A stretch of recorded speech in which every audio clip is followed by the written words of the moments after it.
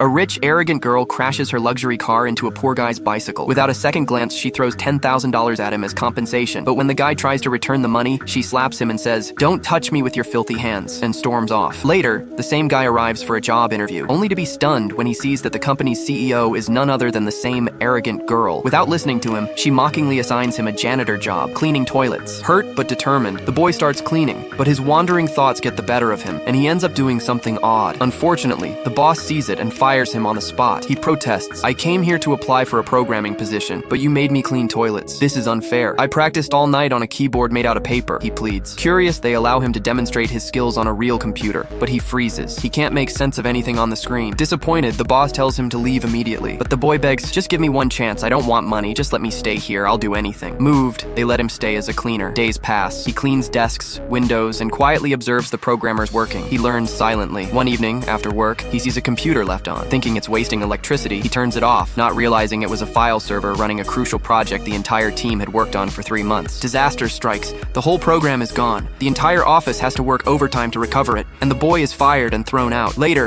an employee rushes to the boss and says, "The program's back." "Impossible! How?" the boss asks. "He left a floppy disk. I just downloaded it." They open the program and are stunned. It's the same one, but better, with a cleaner UI, smoother animations, improved graphics, and at the end of the program, the screen fades out to show a small logo. It's the boy. With a gentle smile, he says, "Thank you. I've learned a lot." The boss runs to find him, but he's already long gone.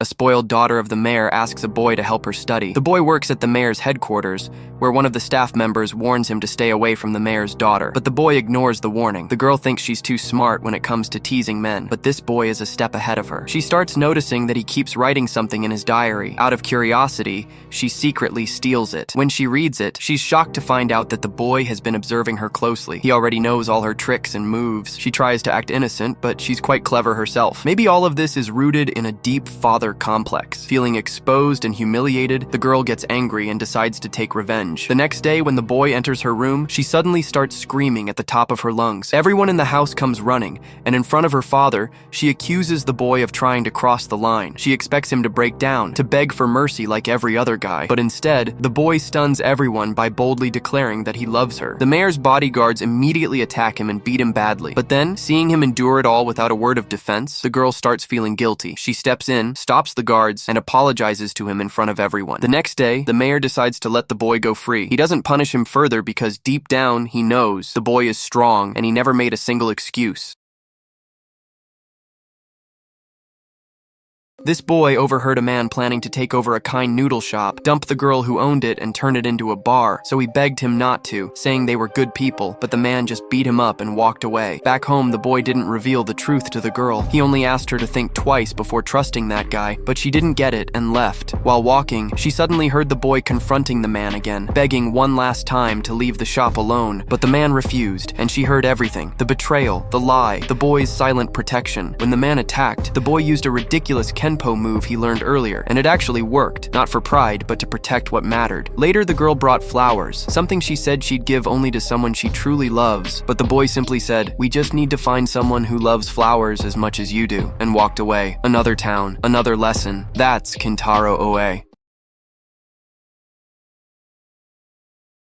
This boy just challenged an Olympic gold medalist swimmer, despite not even knowing how to swim. She ignored him at first, but he boldly claimed he would outperform her in just 1 month of practice. Amused, she allowed him to stay at her swimming school. Now, he mostly cleans up after the younger students, though occasionally helps them too. Curious about the teaching methods, he asks one of the co-workers about the curriculum, but what he sees doesn't seem educational. It feels harsh. When he tries to intervene, the chief kicks him out, saying, "This isn't a daycare center." Later, however, the chief notices a massive improvement in the novice students. Surprised, she asks one of her employees what's changed. The employee explains, "If a kid fears water, we don't force them. Instead, we leave rings in the pool. The kids happily go in to pick them up, and on the next try, they push themselves to collect even more. It's even helping them open their eyes underwater." Impressed, the chief asks, "Who came up with that?" The employee replies, "That boy." Just then, one of the kid's parents visits the school, but the kid only wants to meet him. The boy defeats her outright. He sees this biker girl and instantly catches a crush. He chases her but loses to her speed. Later, he lands a job as a scullery worker at a rich estate and falls for a girl there. But things get weird when she catches him cleaning toilets in the strangest way possible. That's it. He's kicked out of the job and the estate. Then it gets wild. He sees the same girl leaving the estate and follows her. That's when it hits him. She's the biker girl from before, but she already knows he's tailing her. She throws down a challenge. If you can even get close to me, you win me. She's already a lap ahead, so he takes a shortcut straight down a hill. Crossing a tunnel, he ropes his bike to a Porsche. The car hits the brakes at a sharp turn. He gets flung straight onto a tower wire and somehow rides it, gaining on her. Now comes a steep downhill road. At the end, a broken bridge under construction. She slows down, making a sharp 90-degree turn. But he, full speed, no brakes. He tries to jump the gap and crashes straight into a ditch. She thinks he's dead, but he survives. She chases after him for his prize, but he's already gone.